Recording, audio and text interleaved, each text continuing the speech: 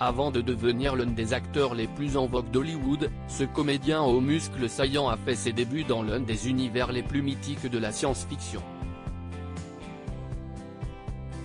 On ne présente plus Stargate, la porte des étoiles, l'œuvre de science-fiction culte des années 90 créée par Brad Wright et Robert Cooper.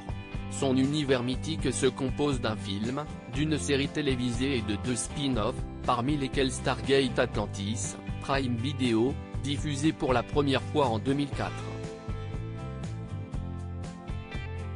Dans cette série dérivée reprenant les événements de Stargate SG-1, une nouvelle porte des étoiles est découverte dans la cité vaisseau fictive d'Atlantis, perdue dans l'immensité glaciale de l'Antarctique.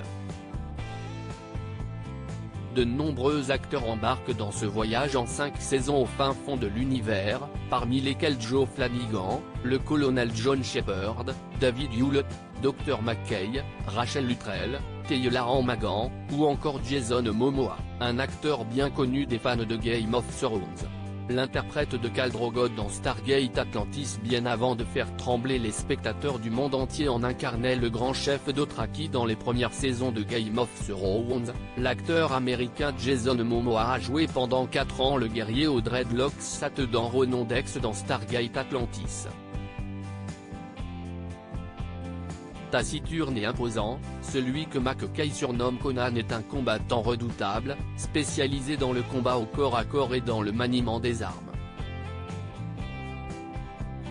Un rôle qui propulsa la carrière de Jason Momoa, qui deviendra plus tard le seigneur des mers de DC Comics dans Aquaman 1 et 2, ou encore le grand méchant de Fast and Furious X en 2023.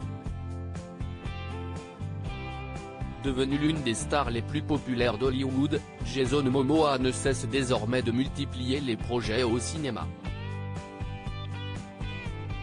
Jason Momoa au casting de l'adaptation du jeu vidéo Minecraft. Le comédien aux muscles en béton fait notamment partie du casting de l'adaptation cinématographique du jeu vidéo Minecraft, dont la sortie a été fixée pour le mois d'avril 2025. Si on ignore encore quel rôle sera confié à l'acteur de 43 ans, il donnera la réplique au comédien Matt Berry de la série What We Do in the Shadows. Véritable phénomène mondial, ce jeu de construction lancé dans les années 2010 plonge ses millions d'adeptes dans un monde cubique peuplé de créatures, dans lequel ils doivent chercher et combiner certains matériaux et ressources pour assurer leur survie. D'après le site américain Deadline, la mise en scène de cette adaptation a été confiée à Jared Hess, le réalisateur derrière le documentaire Murder More The Mormon sur Netflix. Article écrit en collaboration avec C-Media.